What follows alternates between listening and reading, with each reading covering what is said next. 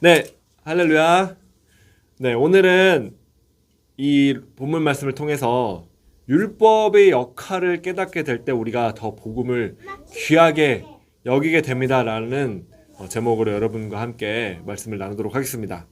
자, 그래서 오늘 우리는 이 율법이 무슨 역할을 하는지 살펴볼 것입니다. 네. 여러분, 복음을 이해하는 데 있어서 율법의 역할을 이해하는 것은 굉장히 중요합니다. 네. 왜냐하면은 이 율법을 우리가 잘못 이해하면은 우리는 양극단의 오류에 빠질 수 있기 때문에 그렇습니다. 네. 한 극단은 여전히 율법을 통해서 의를 이루고자 하는 노력을 하는 자들입니다.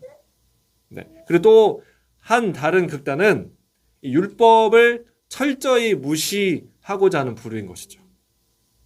그러나 이러한 이 두 부류 모두 다 사실은 율법에 대해서 잘못된 이해를 가지고 있기 때문에 그렇게 생각한다는 것을 우리는 성경을 통해서 오늘 보게 될 것입니다.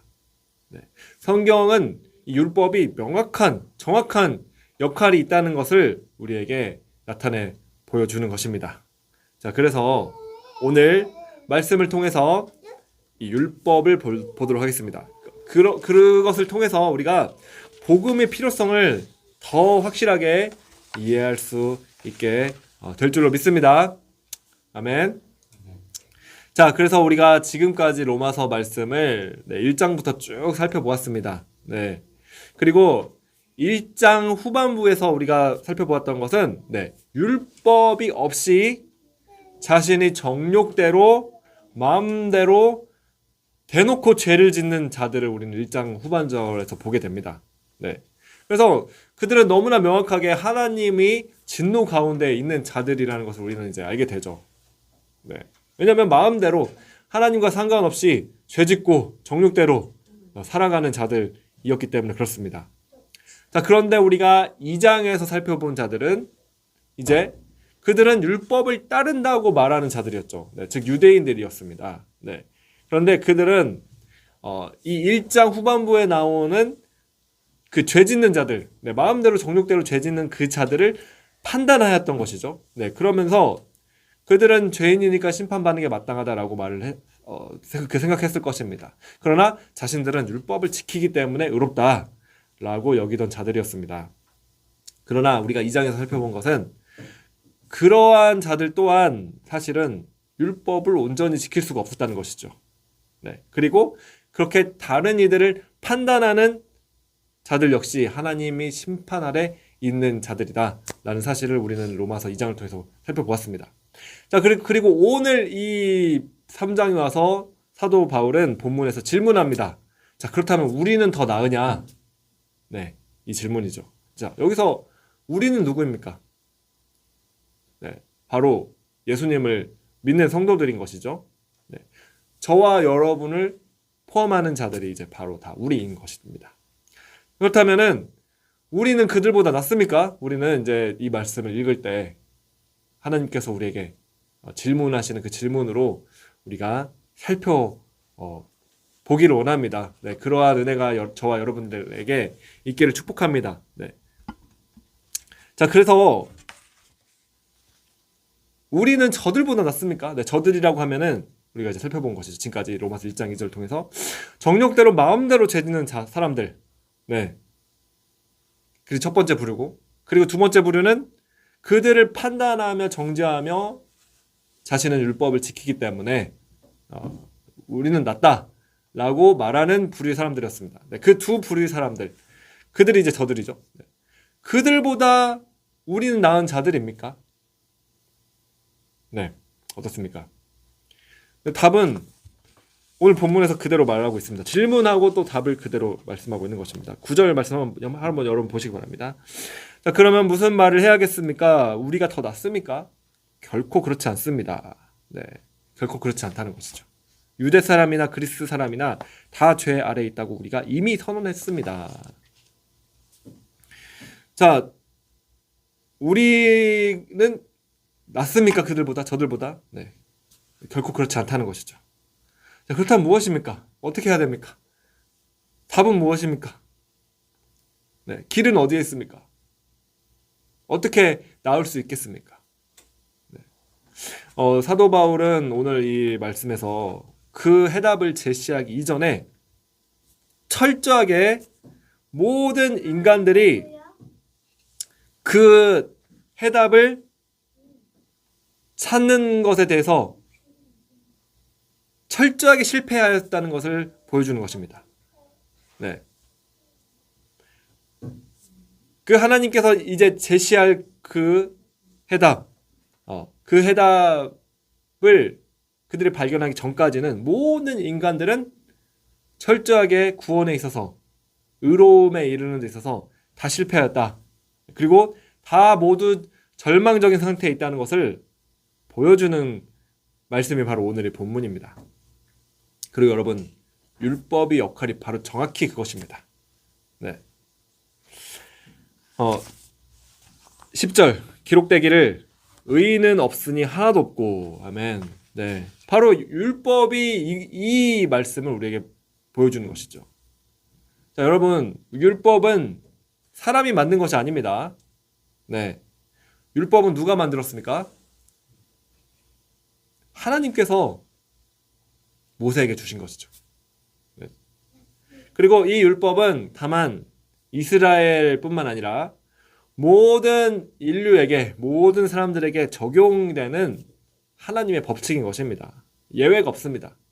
네. 율법을 전혀 몰랐던 사람들이 있었죠. 네. 그리스 사람들로 대표되는 율법을 전혀 모르던 그런 사람들. 네. 그런데 2장에서 우리가 살펴봤던 것은 율법을 전혀 몰랐던 그리스 사람들에게는 그들 마음 안에 이 본성이 있다는 것이죠. 그리고 그 본성이 그들에게 율법으로 작용한다라고 로마서에서 2장에서 말씀하고 있었습니다. 네. 하나님께서는 인간의 마음 안에 이 도덕률을 심어 두셨다는 것입니다. 네. 그것을 우리는 우리 자신을, 인간의 내면을 들여다볼 때 깨닫게 됩니다. 그리고 다른 모든 문화나 사회를 우리가 관찰할 때 그것을 우리는 발견하게 되는 것이죠. 비겁한 사람이 더 추대되는 그런 사회는 세계 어느 곳에서 없습니다. 네. 타인을 배려하는 일을 악한 일로 평가하는 그런 문화는 세상 어느 곳에서, 어떤 시대에도 없다는 것이죠. 네. 이렇게 인간의 마음에는 보편타당한 어떤 도덕률이라는 어떤 기준이 있다는 것입니다. 네. 그리고 그것을 하나님께서 넣어두셨다는 것이죠. 양심이 있다는 것입니다. 그리고 성경은 율법의 요구가 이 율법이 요구하는 이 요구가 사람의 마음에 기록되어 있다는 것을 잘 설명해주고 있습니다. 네. 그리고 지금은 이제 이 율법이 우리 믿는 성도들에게는 잘 드러나 있고 사실은 온 세상에도 그 율법이 드러나 보여지고 있는 것이죠. 네. 그래서 하나님께서 인간에게 주신 이 율법은 명확한 일을 하고 있습니다. 네, 우리 19절 말씀 한번 보도록 하겠습니다. 19절 말씀. 율법이 말하는 것은 율법 아래에 있는 자들에게 말하는 것임을 우리는 압니다. 이는 모든 입을 다물게 하고 온 세상이 하나님의 심판 아래 있게 하려는 것입니다. 아멘. 자, 바로 이것이 정확한 율법의 역할입니다. 네. 명확하게 이 19절 말씀에 율법이 무엇인지를, 어떤 역할을 하는지를 너무나 잘 말씀하고 있는 것이죠. 그것은 바로 모든 입을 다물게 하려는 것입니다. 네. 그래서 온 세상이 하나님의 심판 아래 있다라는 것을 보여주는 것이죠. 하나님이 심판 아래 온 세상이 있다는 것을 있도록 하려는 것이 바로 율법의 역할입니다. 자, 맞습니다. 율법이 만약에 없었더라면, 하나님께서 율법을 주시지 않았더라면 우리는 우리의 죄악된 행동들이 죄인지 아닌지를 알 수 있는 기준이 없다는 것이죠. 네, 그 기준이 있기 때문에 우리는 이것이 율법의 기준에 비춰봤을 때 죄다, 죄로구나 라는 것을 깨달을 수 있게 되는 것입니다. 우리의 행동들, 네, 그리고 사실은 더 나아가서 생각들과 심지어 어떤 일을 우리가 하는 그 동기가 죄라는 사실을 우리는 이 율법이 없었더라면은 알지 못했을 것입니다. 하나님께서 우리 마음 가운데 이 율법을 심어두지 않으셨다면, 우리의 인간의 마음 가운데 이 양심을 주지 않으셨더라면은 우리는 전혀 이제 그것을 알 수가 없는 것이죠. 네. 그리고 문제는 이것입니다. 자신이 죄인이라는 사실을 모르는 사람은 용서받을 필요가 있다는 사실도 모릅니다. 그리고 구원받기를 절실하게 원하지도 않을 것입니다. 네. 사실 지금 이 세상 가운데 자신이 죄인이라는 사실을 모르고 살아가는 자들이 있습니다. 네. 그리고 사실 안다고 할지라도 그것을 다른 여러 가지 일로 무마시키는 것이죠. 네. 다른 일로 정말 정신을 팔리게 한다든지, 네. 바쁜 일로 여러 가지 일로 어떤 그 죄에 대한 생각을 전혀 할 수 있는 틈을 안 준다든지, 모든 오락이나 엔터테인먼트나 미디어나 이런 걸 통해서 그냥 그 죄에 대한 생각을 하지 않고 그냥 살아가는 것입니다. 네. 그냥 그러한 정욕을 탐닉하며 살아가는 그런 인생들을 살고 있는 것이죠. 그렇게 자신이 죄인이라는 사실을 모르는 사람은 구원이 절실하게 필요하다는 사실도 모릅니다. 그러나 여러분, 자신이 이 죄인이다 라는 사실을 깨달을 때, 그때 이제 인간은 절실하게 구원이 필요한 자다라는 사실을 알게 되는 것이죠. 온 우주를 정말 불태우실 하나님 그 진노가 나를 향해 다가오고 있다. 그러한 시한부 인생을 살고 있다는 사실을 우리가 인간이 깨닫게 될 때, 바로 그 사람은 이제 절실하게 구원을 찾게 되는 것입니다. 네. 20절 말씀입니다. 20절. 그러므로 율법의 행위로는 하나님 앞에서 의롭다는 인정을 받을 육체가 없습니다. 율법으로는 죄를 깨달을 뿐입니다. 아멘. 자, 유대인들은 철저하게 율법을 지키려고 했습니다. 네, 그러나 그들은 실패하되 아주 철저하게 실패했습니다. 철저하게 지키려 하는 만큼 철저하게 실패한 것이죠. 네. 바리새인들, 여러분, 바리새인들은 사실은 원래는 이 철저하게 율법을 지키려고 노력하는 그 자들이 이제 바리새파 사람들입니다. 네. 그러나 그들은 우리가 성경을 보아서 알지만 철저하게 실패했습니다. 네. 여러분, 예수님께서 오신 것은 율법을 없애려고 오신 것이 아닙니다. 그 증거로 예수께서도 그렇게 말씀하셨지만, 마태복음 5장부터 나오는 산상수훈 말씀을 우리는 보게 되면은, 예수님께서 사실은 산상수훈 5장부터 나오는 이 말씀은, 마태복음 5장부터 나오는 이 산상수훈 말씀은 예수님이 율법에 대해서 어떻게 해석하는가를 볼 수 있는 이 예수님의 어떤 율법에 대한 해석의 기준을 우리는 이 산상수훈의 말씀에서 볼 수 있게 되는 것입니다. 네. 그래서 이 예수님의 가르침, 산상수훈의 말씀을 우리가 볼 때 사실은 율법의 기준을 낮춰주는 것이 아닙니다. 절대로. 오히려 예수님은 율법의 기준을 더 높여버리십니다. 왜냐하면은 여러분, 율법은 이제 이 율법을 행동으로, 행위로 지키는가 지키지 못하는가 이것만 판단합니다. 네. 그러나 예수님께서는 이 산상수훈의 말씀에서 오히려 그 행동을 하게 된 동기까지도 주님께서는 판단하십니다. 네. 사람이 동기가 잘못되었다면은 어떤 행동이 아직 드러나지 않는다 할지라도 그 마음의 동기가 죄악된 동기를 가지고 있다. 이미 죄다라는 것을 주님께서는 말씀하시고 계시는 것이죠. 물론 불가능한 일이겠지만 어떤 율법의 어떤 행위들을 철저하게 지킬 수 있는 사람이 있다고 생각해 봅시다. 네, 그래서 예를 들자면 사람이 아무도 없는 산속이나 무인도에서 그냥 평생을 갇혀서 지내면은 자이든 타이든 그러면은 혹시나 율법이 어떤 그 많은 행동들을 이렇게 안 할 수 있는, 아니면 그 율법을 지킬 수 있는 그러한 상황에 있을 수 있다고 그냥 생각해 봅시다. 그러나 아무리 어떤 행위를 죄 짓는 행위를 안 한다고 할지라도 그 사람의 마음이 생각이나 동기까지도 그렇게 할 수는 없다는 것이죠. 네, 예수님께서는 죄 짓는 생각만 해도 죄라는 것을 명확하게 가르치시는 것입니다. 그래서 절대로 예수님은 율법의 기준을 낮추는 것이 아니라 오히려 높이십니다. 네, 왜 그렇습니까?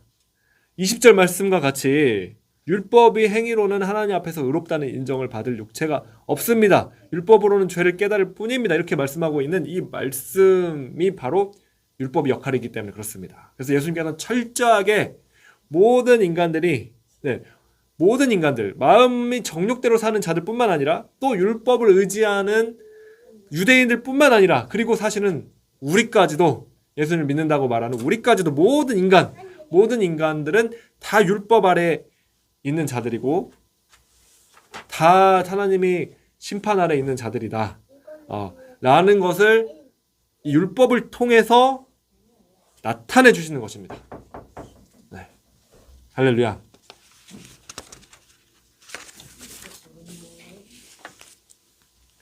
그래서 여러분, 우리도 사실은 마찬가지입니다. 우리도 성도들도 우리의 어떠함이나 나음이나 행위를 자랑할 수 있는 사람은 아무도 없습니다.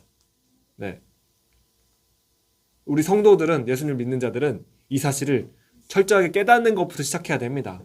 왜냐하면 예수님을 진짜 믿었다는 것은 진짜 회개한 것이고 진짜 회개하기 위해서는 사실은 무엇을 회개해야 하는지를 알아야 되는 것이죠. 내가 죄인이라는 사실을 한 번도 깨달아 본 적이 없는 사람이 진짜 철저한 회개를 할 수는 없는 것입니다. 네. 그래서 이 율법을 통해서 내가 죄인이다 라는 사실을 깨달은 사람이 회개의 자리로 나아갈 수 있는 것이고, 그리고 회개할 때만이 그 사람은 진정으로 회개하고 이 복음을 받아들이는 사람만이 사실은 구원을 받은 사람이죠.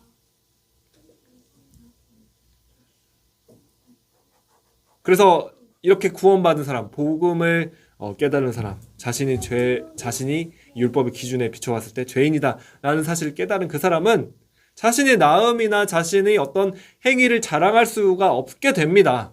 네. 만약에 여러분 중에 어떤 분이 아직도 자신의 나음이나 자신의 행위를 자랑하고 있다면, 나는 다른 사람보다 낫다, 나는 죄인이 아니다